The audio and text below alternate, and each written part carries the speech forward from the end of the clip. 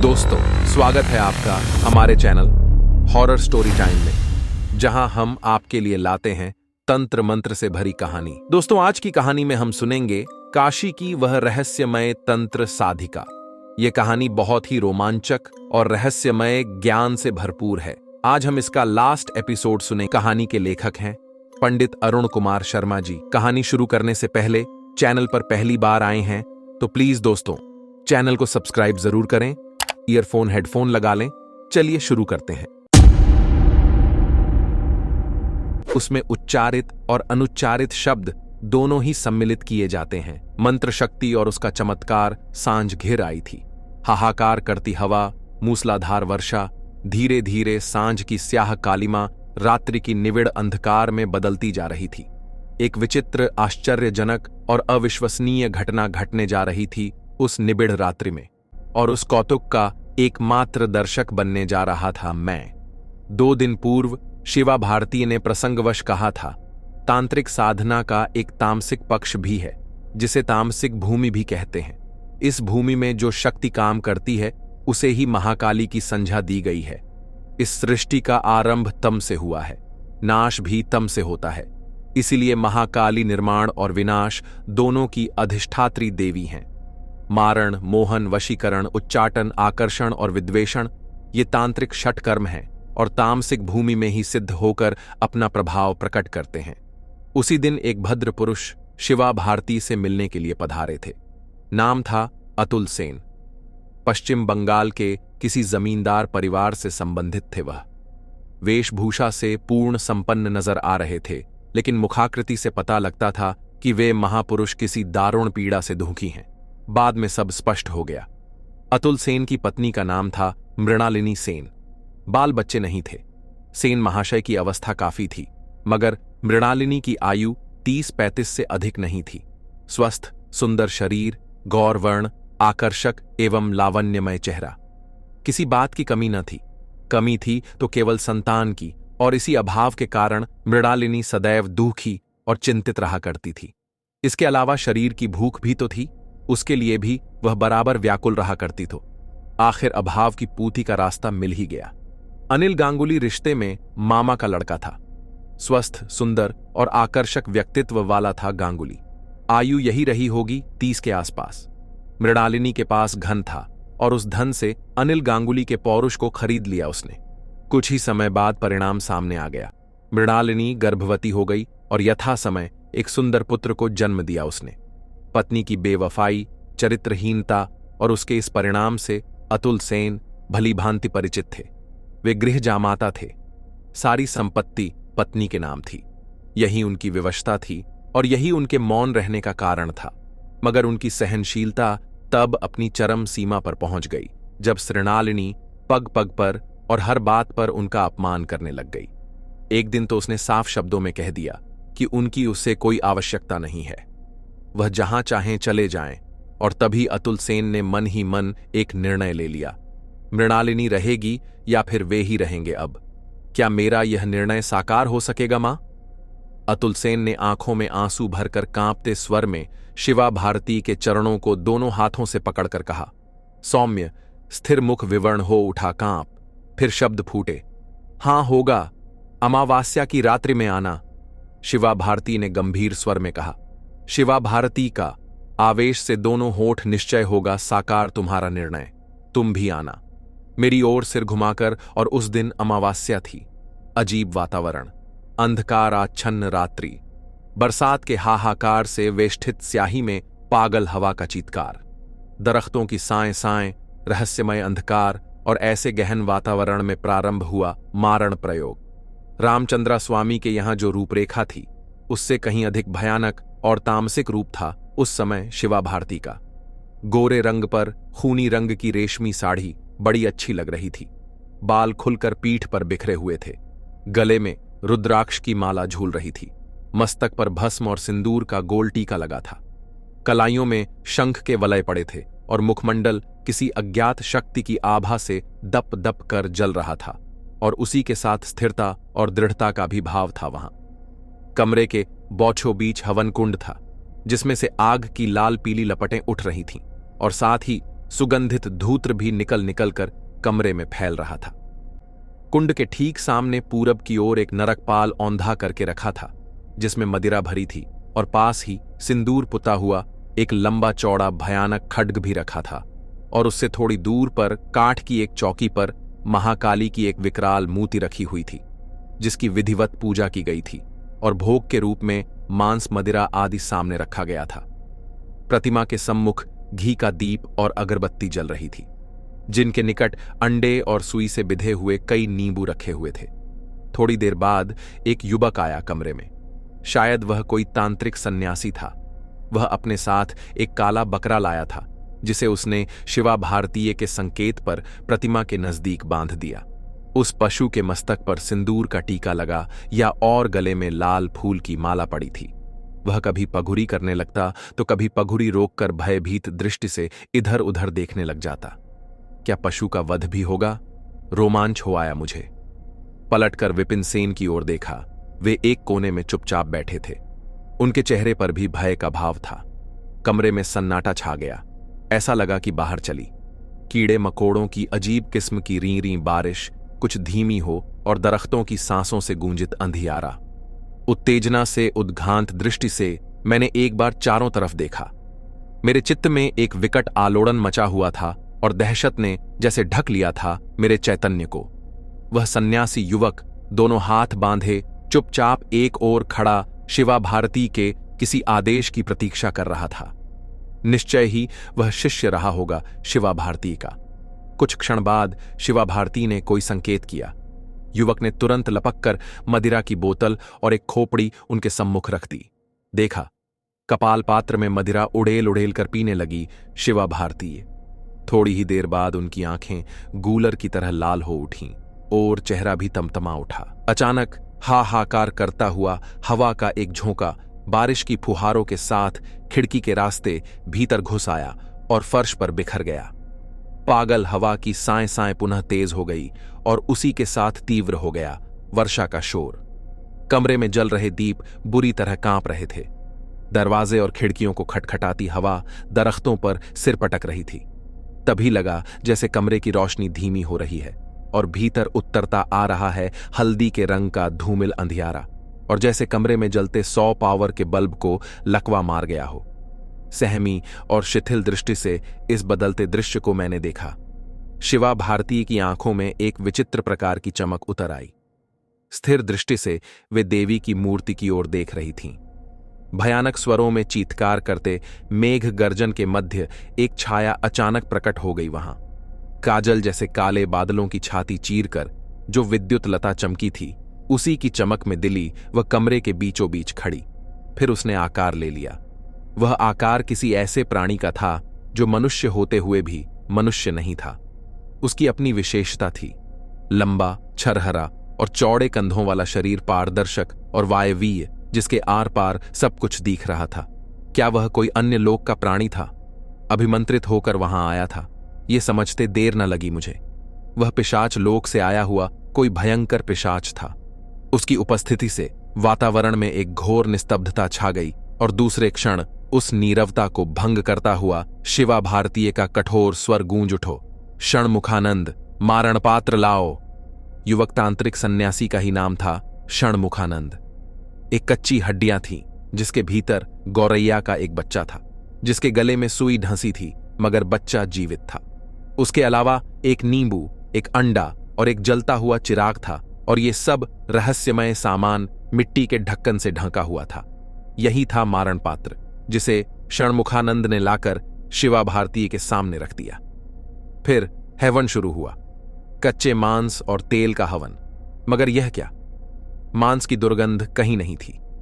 हवन कुंड से निकलने वाले धूम में चंदन की सुगंध थी, जो धीरे धीरे कमरे में फैलने लगी थी। हवन समाप्त हुआ और उसी के साथ देखा कि बकरा कांपने लगा था, जूड़ी के रोगी की तरह। पिशाच की वह मानव आकृति अभी भी पूर्ववत खड़ी थी। प्रतिमा के सामने जलते हुए दीपक के मंद प्रकाश में मैंने देखा कि उसकी आकृति कभी काफी लंबी हो जाती थी तो कभी बिल्कुल छोटी। तभी कमरे की नीरवता को भंग करती हुई एक भयानक चीख गूंज उठी। आर्तनाद, प्राणांत का आर्तनाद। कमरे के फर्श पर खून ही खून, बकरे की बलि दे दी गई थी। षणमुखानंद ने ही दी थी, वह पशु बलि। बकरे का खंडित मुंड हवन कुंड के समीप पड़ा था और घड़ छटपटा रहा था, खून में लिपटा हुआ। बड़ा ही भयानक और विभत्स दृश्य था वह। कांप उठा रोम रोम मेरा, सिहर उठी एक बारगी मेरी आत्मा। तांत्रिक प्रयोगों के संबंध में तो सुना बहुत कुछ था, मगर साकार रूप में पहली ही बार देख रहा था सब कुछ। बिजली चमकी और मेघ गर्जन का दुर्दांत स्वर भर गया वातावरण में। मैंने देखा पिशाच की बहमानवाकृति धीरे धीरे उसी मारण पात्र में समाने लगी, और जब पूरी तरह समा गई तब उसे ढक्कन से बैंक दिया गया। काफी देर तक अपलक निहारती रही शिवा भारतीय उस मारण पात्र की बोर, जैसे वे उसे तंत्रपुरित कर रही हों। कुछ ही क्षणों के बाद उस मारण पात्र से भन भन की ध्वनि निकलने लगी और एक क्षण के 100वें हिस्से में वह सन सन की आवाज करता हुआ खुली हुई खिड़की के बाहर निकल गया। उस समय रात के करीब 2 बजे थे। निमिष मात्र में ही घटित हुई यह रहस्य लीला, मगर लगा जैसे एक युग गुजर गया हो। धीरे धीरे हवा का चीत्कार रुक गया, बारिश का शोर थम गया और बल्ब की रोशनी पुनः वापस लौट आई। शिवा भारती अपने स्थान से उठी, मां काली को प्रणाम किया और फिर दूसरे कमरे में चली गई। मारण यज्ञ समाप्त हो चुका था। 1 सप्ताह बाद पता चला कि उसी रात मृणालिनी सेन की अचानक हृदय गति रुक गई। सवेरे लोगों ने देखा कि उनके मुख से ढेर सारा खून निकलकर बिस्तर पर फैला हुआ था और वह मृत पड़ी हुई थी। तंत्र मंत्र संबंधित बहुत सारी पुस्तकें पढ़ी थीं मैंने, मगर तंत्र शक्ति का चमत्कार मारण प्रयोग के रूप में देखने को भी कभी मिलेगा, इसकी कल्पना मैंने नहीं की थी। एक दिन शिवा भारती ये कहने लगी, लोक के प्राणियों को अपने अधिकार में कराए जा सकते हैं, मगर इसके लिए मंत्र बल से इसी प्रकार तामसिक करके अनेक संभव असंभव कार्य उचित अनुचित का ध्यान रखना आवश्यक है। तुमको ज्ञात होना चाहिए कि तंत्र की साधना योग से भी ऊंची है। राजयोग जहां समाप्त होता है वहां से तंत्र योग का प्रारंभ होता है। तंत्र योग का ही दूसरा नाम है आगम। इसी प्रकार वैदिक योग का नाम है निगम। कहने की आवश्यकता नहीं, आगम और निगम सनातन से हमारे देश, काल, समाज में समस्त ज्ञान, कर्म और उपासना के महास्रोत समझे जाते रहे हैं। आगम निगम ही भारतीय संस्कृति है, मगर तंत्रों के संबंध में अनेक प्रकार के भ्रम और कुत्सित धारणाएं फैली हुई हैं। उनमें तंत्रों की परंपरा का दोष नहीं, वरन उन तांत्रिकों का दोष है जो बिना महती आस्था और योग के ही तांत्रिक बनकर तरह तरह के भ्रष्टाचार, पापाचार और व्यभिचार के उन्नायक बने। सचमुच शब्द में असीम शक्ति है और उसी असीम शक्तियों का सम्मिलित रूप है मंत्र शक्ति।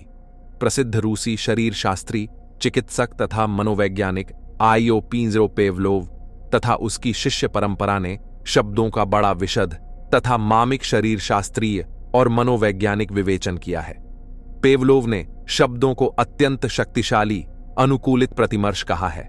इन वैज्ञानिकों ने शब्दों को संजीवनी शक्ति और शब्द चिकित्सा के क्षेत्र में बड़े बड़े आविष्कार तथा गवेषणाएं की हैं और नित्य नूतन आविष्कारों के आधार पर सिद्धांतों की नींव डालते जा रहे हैं। उन्होंने इस प्रकार मस्तिष्क, स्नायु पक्षाघात, हृदय, पेट एवं अन्याय अंगों की चिकित्सा की सफल विधियां आविष्कृत की है। पशु पक्षी, पेड़ पौधों सभी में बिजली होती है। वे सभी वैसे भी हमारे शब्द उत्पन्न शारीरिक एवं मानसिक बिजली से अत्यंत सूक्ष्म रूप में ही सही प्रभावित होते हैं। आप लोगों ने देखा होगा, फसलों की गुड़ाई बोआई के समय किसानों की स्त्रियां गाती रहती हैं। वैज्ञानिकों के अनुसार संगीत के प्रभाव से पैदावार बढ़ती है। शब्दों के सम्मोहन भरे आदेश द्वारा पाश्चात्य देशों में घोड़ों, कुत्तों, बिल्लियाओं आदि को पूर्ण आज्ञाकारी बनाकर प्रयोगकर्ताओं ने दिखा दिया है। यह तो हुआ जीवों पर शब्दों का प्रभाव। पत्थरों पर भी शब्दों और संगीतों का प्रभाव कम नहीं पड़ता। मिस्र देश के जितने पिरामिड बने हैं उनमें लगे 50 मन के विशाल खंडों को उठाकर लगाने के पीछे संगीत का ही प्रभाव है। उस समय आज के जैसे यांत्रिक साधन तो थे नहीं, जिनके द्वारा उन्हें एक स्थान से उठाकर दूसरे स्थान पर इच्छानुसार लगाया जा सकता। अब शब्द और संगीत का अद्भुत प्रभाव सुनिए। यदि बिल्लौर और रोंची साल्ट तथा अमोनियम गंधित के सम्मुख यदि आप बोलें और गीत गाएं तो वह चंचल हो उठेगा और उसमें से एक प्रकार की विद्युत धारा निकलने लगेगी। इसी सिद्धांत के सहारे वैज्ञानिकों ने ध्वनि विद्युत गृह का निर्माण किया और एक ऐसे रेडियो स्टेशन का भी निर्माण किया जिसमें बिजली या बैटरी की आवश्यकता नहीं पड़ती। अस्तु, यहां शब्दों के अपूर्व सामंजस्य और संगीत के क्रांतिकारी एवं उत्पादक प्रभाव का विशेष विवेचन करने की आवश्यकता नहीं। कविता की हंसा रुला देने वाली शक्ति, क्रांति उत्पन्न करने वाली ज्वालामुखीय उग्रता, तरुणों को उन्मत्त कर देने वाली गीतावली, मन को सम्मोहित कर तरुणियों को विवश कर देने वाले गीतों से सभी परिचित हैं। इन सब तथ्यों की विवेचनाओं से स्पष्ट है कि मंत्र में शक्ति होती है, मगर उससे लाभ तभी उठाया जा सकता है जैसा कि पहले बतलाया जा चुका है। इसके अलावा मंत्रों के संबंध में बहुत सी आवश्यक बातें हैं, जैसे मंत्रोच्चारण विधि, मंत्रों के भेद, मंत्रों को जागृत करने का समय, उनकी पुरश्चरण विधि, मंत्रों के जप की संख्या, मालाओं के भेद, दिशा भेद, काल भेद आदि आदि। मंत्र 3 प्रकार के होते हैं। 1 वैदिक मंत्र, 2 पौराणिक मंत्र, 3 तांत्रिक मंत्र। इन तीनों प्रकार के मंत्रों का निर्माण जिनके द्वारा हुआ है उनको मंत्र दृष्टा कहते हैं। वे साधारण मनुष्य नहीं बल्कि साधना के उच्चतम शिखर पर पहुंचे हुए परम योगी होते हैं। एक विशेष अवस्था में जब वे पहुंचते हैं तो मातृकाओं के चिन्मय स्वरूप और उनके देवताओं के दर्शन उन्हें होते हैं, जिनकी शक्ति की मर्यादा देखकर वे उनका संयोजन करते हैं और फिर क्रमशः पश्यंती, मध्यमा और वैखरी रूप में उन्हें प्रकट करते हैं। इस प्रकार के जिन मंत्र दृष्टाओं के द्वारा जिन मंत्रों का आविष्कार होता है उनके वे आर्षि कहलाते हैं। आर्षि निर्मित मंत्र के आधार पर देवता का ध्यान, स्तोत्र, कवच, अंगन्यास, करन्यास, आसन, मुद्रा आदि की रचना होती है।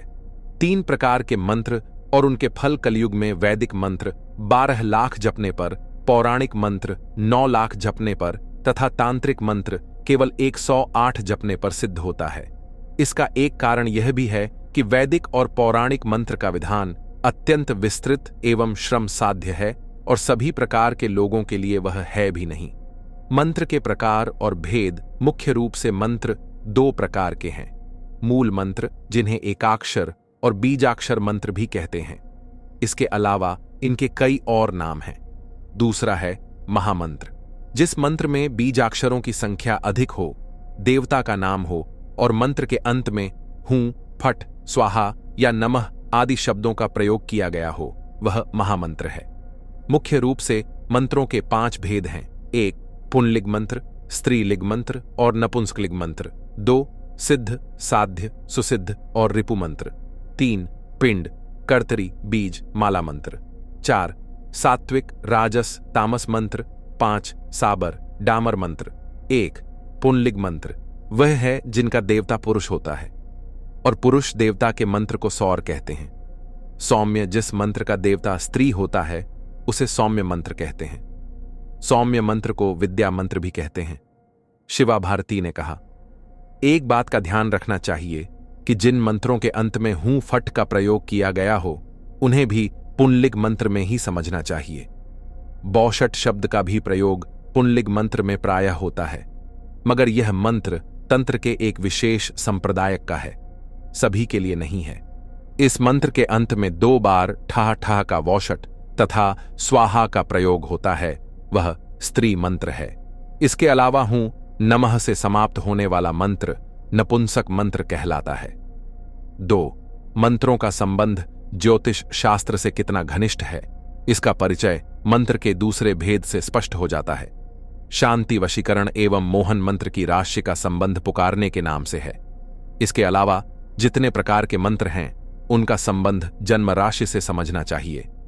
अपनी राशि से मंत्र की राशि 9, 1, 5 है तो उसको सिद्ध कहते हैं। 6, 2, 10 है तो उसको साध्य कहते हैं। 3, 7, 11 है तो उसको सुसिद्ध कहते हैं और 4, 2, 12 है तो उसको रिपु कहते हैं। साध्य मंत्र सिद्ध होने में काफी समय और श्रम लेता है। वह सिद्ध हो सकता है और नहीं भी। सिद्ध मंत्र भी सिद्ध होने में समय लेता है। सुसिद्ध मंत्र तत्काल सिद्ध होकर फल प्रदान करता है। रिपु मंत्र साधक का नाश करता है। इस मंत्र का जप कदापि नहीं करना चाहिए। इन चारों प्रकार के मंत्रों के देवताओं के वर्णम क्रमशः रक्त, श्वेत, पीत और श्याम है। जप काल में विविध रूप धारण कर वे साधक को स्वप्न में दर्शन प्रदान करते हैं। उनका मुख यदि क्रूरतापूर्ण लगे तो मंत्र का जप नहीं करना चाहिए। यदि सौम्य और प्रसन्न है तो जपना चाहिए। 3. एक अक्षर वाले मंत्र को पिंड मंत्र और 2 अक्षर वाले को कर्तरी, 3 अक्षरों से लेकर 9 अक्षरों तक के मंत्र को बीज और 10 से 20 अक्षर वाले मंत्र को मंत्र कहते हैं। इससे ऊपर वाली संख्या को माला मंत्र कहते हैं। माला मंत्र की संख्या अपरिमित है। 4. सात्विक देवता का मंत्र सात्विक, राजस देवता का राजसिक और तामस देवता का तामसिक मंत्र होता है। प्रथम प्रकार के मंत्र का जप उत्तर मुख, दूसरे प्रकार के मंत्र का जप पूर्व मुख, तीसरे प्रकार के मंत्र का जप पश्चिम मुख और चौथे प्रकार के मंत्र का जप दक्षिण मुख होकर करना चाहिए। 5. साबर मंत्र का कोई शास्त्रीय रूप नहीं मिलता। इस मंत्र की योजना वर्णाक्षरों की शक्तियों और स्वर की विभिन्न शक्तियों के सम्मिश्रण से होती है। इसलिए प्रत्यक्ष में यह मंत्र ऊंटपंटाग एवं बेमेल से लगते हैं, पर सभी मंत्रों से इस मंत्र में सर्वाधिक शक्ति होती है और तत्काल सिद्ध होकर फल प्रदान करते हैं। सावर मंत्रों के दृष्टा का नामोच्चारण एवं उनकी साक्षी के शब्द मंत्र के अंत में लग जाने के कारण मंत्र अत्यंत प्रबल होकर अत्यंत शक्तिशाली हो जाते हैं। इसमें संदेह नहीं। साबर का ही एक भेद है डामर मंत्र। ये काफी लंबे होते हैं और साबर की ही तरह सफल और सिद्ध होते हैं, मगर उनका फल स्थायी नहीं होता। इस प्रकार के मंत्र का प्रयोग प्रायः नट जाति के और मदारी तथा सांपों के मिरासी करके हैं। अस्तु। मंत्र का उच्चारण पुंलिग और सात्विक मंत्र का जप कंठ में करना चाहिए। स्त्रीलिग और राजसी मंत्र का जप होठों में करना चाहिए। इसी प्रकार नपुंसक लिग और तामसी मंत्र का जप भ्रामरी स्वर में करना चाहिए। पहले प्रकार के मंत्र को प्रातःकाल, दूसरे प्रकार के मंत्र को सायंकाल और तीसरे प्रकार के मंत्र का जागरण मध्य रात्रि में करना चाहिए। इनके लिए क्रमशः चर्मासन, कंबलासन और वस्त्रासन का प्रयोग करना चाहिए। मंत्रों का पुरश्चरण मंत्र साधना का सबसे महत्वपूर्ण और अभिन्न अंग है। पुरश्चरण, इससे मंत्र की शक्ति स्थायी एवं श्रृंखलित हो जाती है। फिर मंत्र जागृत करने तथा सिद्ध करने की आवश्यकता भी नहीं रहती। अतः पुरश्चरण के 4 अंग हैं। 1. मंत्र की जप संख्या का चौगुना जप करना। 2. दुगुनी संख्या का हवन करना। 3. आधी संख्या का तर्पण करना। 3. उस आधी संख्या का भी आधी संख्या में अपने नामाक्षर की संख्या का भाग देकर जितना शेष बचे उसके अनुसार ब्राह्मण भोजन करवाना चाहिए। सभी प्रकार के मंत्रों के लिए रुद्राक्ष की माला सर्वश्रेष्ठ है। स्त्री देवता का मंत्र 51 दाने पर, पुरुष देवता का मंत्र 108 दाने पर तथा नपुंसक देवता के मंत्र का जप 21 दाने की माला पर जपना चाहिए। रुद्राक्ष के बाद स्फटिक की माला का महत्व है। इस प्रसंग के अंत में शिवा भारती ने कहा, कुंडलिनी साधना के संदर्भ में मंत्र से संबंधित अनेक ऐसी गुह्य बातें हैं जिन्हें बतलाया नहीं जा सकता। योग्य गुरु के द्वारा उनका मात्र केवल अनुभव कराया जा सकता है। साबरी मंत्र का अद्भुत चमत्कार, काशी का चैसिह का किला काफी दिनों तक मेरे चिंतन मनन का स्थल रहा है। इस किले के रहस्यमय निस्तब्ध वातावरण में मेरी बहुत सारी स्मृतियां सोई पड़ी हैं और आज जब कभी मैं वहां जाता हूं तो वे सारी स्मृतियां एक एक कर जागृत होने लगती हैं मस्तिष्क में। फिर मैं डूब जाता हूं एक बारगी उन स्मृतियों के सागर में। शिवा भारतीय से संबंधित भी कई स्मृतियां जुड़ी हुई हैं उस स्थान से। सावन का महीना था। रिमझिम वर्षा हो रही थी। सांझ घिर आई थी। हाहाकार करती हुई गंगा की प्रखर धारा में धीरे धीरे स्याही उतरती जा रही थी। मैं और शिवा भारतीय बुर्ज पर बैठे साधना प्रसंग पर ही चर्चा कर रहे थे। तामसिक और राजसी तंत्र मार्ग में ही सावरी और डामरी मंत्रों का प्रयोग होता है। शिवा भारतीय बतला रही थी, भूत प्रेत पिशाच आदि की साधना सिद्धि आदि भी इसी के अंतर्गत समझनी होगी। सावरी मंत्र में काफी शक्ति हुआ करती है, जिसके सामने पैशाचिक शक्ति कमजोर पड़ जाती है और तब साधक के इच्छानुसार काम करती है। इतना कहकर शिवा भारती ने गहरी नजरों से आकाश की ओर देखा। उस समय पानी थम गया था और आकाश में पक्षी उड़ रहे थे। तुमको एक चमत्कार दिखाऊं? आकाश की ओर ताकती हुई बोली। वह कैसा चमत्कार और कौन सा चमत्कार दिखाना चाहती थी शिवा भारती? समझ में नहीं आया मेरे। बस सिर हिलाकर हामी भर दी मैंने और कहा, दिखाइए। वह देखो, आकाश में एक गिद्ध उड़ रहा है ना? हां, उड़ तो रहा है। ध्यान से देखो उसकी ओर। मैंने आज्ञा का पालन किया और ध्यान से उड़ते हुए गिद्ध को देखने लगा अपलक। कुछ क्षण बाद अचानक वह गिद्ध गायब हो गया मेरी नजर के सामने से, और दूसरे ही क्षण फड़फड़ाता और चीखता हुआ मेरे सामने आकर गिर पड़ा। वह घबरा गया मैं। समझ में ना आया कुछ। यह कैसे और क्या हो गया? आकाश में उड़ता हुआ गिद्ध कैसे चला आया मेरे पास? मेरा आश्चर्य, मेरा कौतूहल और मेरी जिज्ञासा शिवा भारती से छिपी न रह सकी। वे बोली, सावरी मंत्र का है यह सब चमत्कार। उसी की शक्ति से आकर्षित कर यहां बुला लिया है मैंने गिद्ध को, मगर थोड़ी देर में मर जाएगा यह। बात सच निकली। काफी देर तक छटपटाने के बाद गिद्ध मर गया। जब मर गया तो शिवा भारती बोली, देखो अब डामरी मंत्र की शक्ति। इस किले में कई प्रेतात्माएं हैं। मैं उन्हीं में से किसी एक को डामरी शक्ति से इस गिद्ध की मृत काया में प्रवेश करा दे रही हूं। हे भगवान, कितनी आश्चर्यजनक और अविश्वसनीय बात थी वह। क्या आप विश्वास करेंगे? नहीं, कोई भी विश्वास नहीं करेगा उस घटना पर। लगभग 15 से 20 मिनट बाद वह जिस्म से गिद्ध था, रूह तो की थी। वह गिद्ध पंख फड़फड़ाकर उठ बैठा, मगर उसके भीतर किसी भटकती हुई प्रेतात्मा शिवा भारती कहने लगी, इस गिद्ध के शरीर के द्वारा में भीतर प्रविष्ट प्रेतात्मा को किसी भी जगह किसी भी काम के लिए भेज सकती है। बोलो, तुम्हारा कोई काम है? नहीं नहीं, मेरा कोई काम नहीं है। मगर तभी याद आया, मेरे एक मित्र थे, उनका छोटा भाई किसी कत्ल के मुकदमे में फंसा दिया गया था और उसे आजीवन कारावास की सजा सुना दी गई थी। उसने अपील अवश्य की थी, मगर आशा नहीं थी कि वह बेदाग छूट जाएगा। क्या मेरे मित्र का भाई मुक्त हो जाएगा? पूछा मैंने। क्यों नहीं, ये कौन सी बड़ी बात है? शिवा भारती ने कहा, नाम बोलो। नाम बतला दिया मैंने। उसको देखा है? हां, देखा है, बातें भी की हैं। उसकी शक्ल का ध्यान करो मन में। मैंने वैसा ही किया। आंखें बंद कर मन ही मन मित्र के भाई का ध्यान करने लगा मैं। मगर जब मेरी आंखें खुलीं तो देखा कि गिद्ध वहां नहीं था। कहने की आवश्यकता नहीं, 1 महीने बाद सारा सत्य सामने आ गया मेरे। अपील स्वीकृत हो गई थी। मित्र का भाई बेदाग रिहा भी कर दिया गया था। अचानक सब कैसे हो गया इसका पता किसी को न लगा। निराशा आशा में कैसे बदल गई और आशा ने साकार रूप कैसे धारण कर लिया, यह अवश्य आश्चर्यजनक बात थी। लेकिन उसके मूल में कौन सा रहस्य था, इसे भी कोई न पा सका। शिवा भारतीय का साथ लगभग कुछ समय तक रहा मुझसे, और इस अवधि में मैंने उनके द्वारा मंत्रों के कई चमत्कार देखे। एक सफल सिद्ध साधिका थी शिवा भारती, इसमें संदेह नहीं। उन्होंने मुझे कुछ ऐसे सिद्ध तांत्रिकों और उच्च कोटि के साधकों के भी पते बतलाए जो सर्वथा गुप्त भाव से निवास करते थे। उन्होंने कई बार आग्रह किया कि मैं उनसे कुछ तांत्रिक सिद्धियां ले लूं, मगर हर बार टाल गया मैं। सिद्धियां और चमत्कारों की दुनिया में मैं अपनी आत्मा को उलझाना नहीं चाहता था। मेरा तो एकमात्र लक्ष्य था सत्य की खोज, और उस खोज की दिशा में कहां से चलकर आज कहां तक पहुंच गया हूं, यह सर्व विदित है। वस्तुपरक जगत एवं आत्मपरक जगत।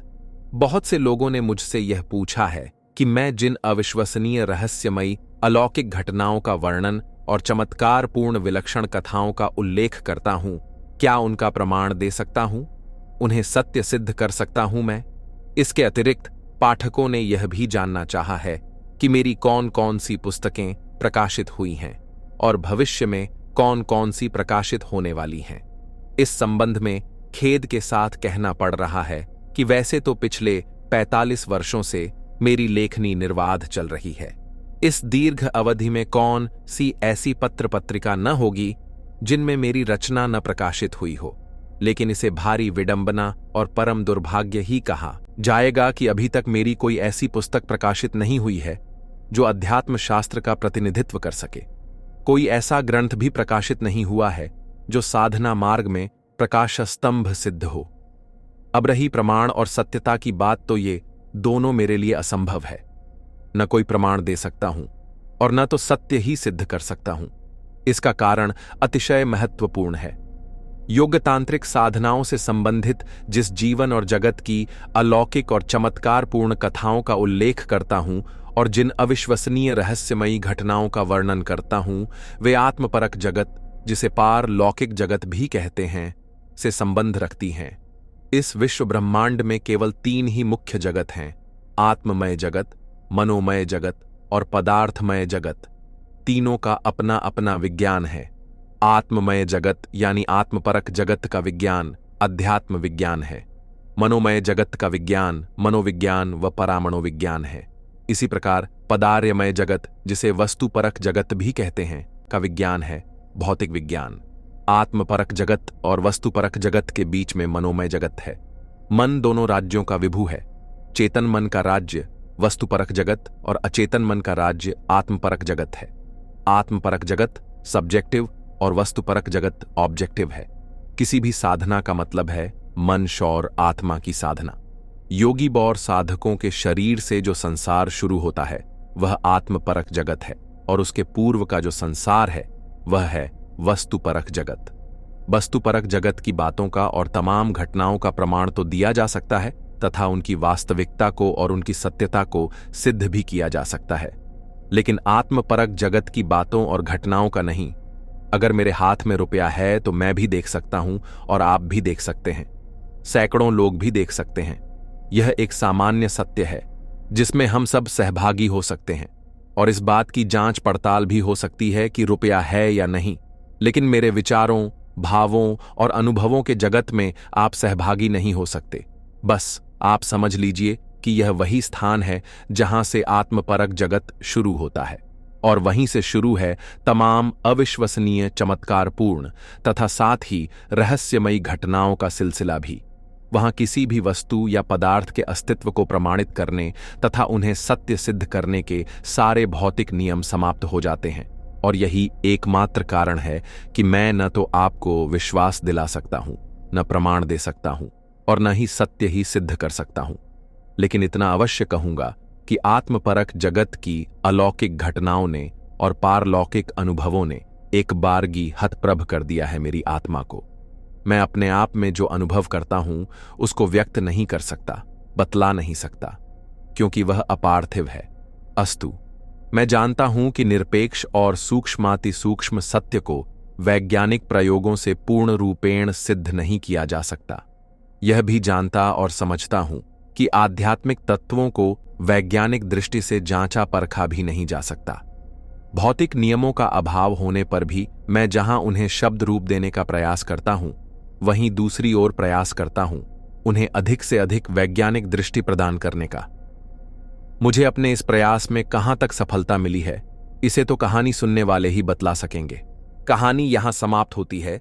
पिछली वीडियो में जिन्होंने कमेंट लाइक किया था उनका नाम है कमल नयन मिश्रा जमशेदपुर, मनोज बाका बिहार, जयश्री किनकर पुणे, पंडित राजेश रोहतक हरियाणा, एस के जिंदल पंजाब, हिम्मत सिंह थापा नेपाल, आर एस बिष्ट देहरादून, जनक सांघवी मुंबई, यू एस तिवारी लोहारी सिरसा प्रयागराज, निर्मल कुमार झबुआ अंजना नेपाल, राजकुमार सक्सेना हरदोई यूपी, जितेंद्र कुमार सऊदी, रामातार राउरकेला, धीरज सक्सेना गाजियाबाद, राजाराम राजपूत झांसी, शैलेंद्र कुमार, गणेश अलवर, नीलेश कलावादिया मुंबई, देशराज पंजाब, अरुण कुमार इंदौर। दोस्तों, कहानी पसंद आई तो लाइक, कमेंट और न्यू हैंड चैनल पर तो सब्सक्राइब जरूर करें। मेरे प्यारे साथियों, मिलते हैं नेक्स्ट स्टोरी में। तब तक अपना ख्याल रखें। Thank you.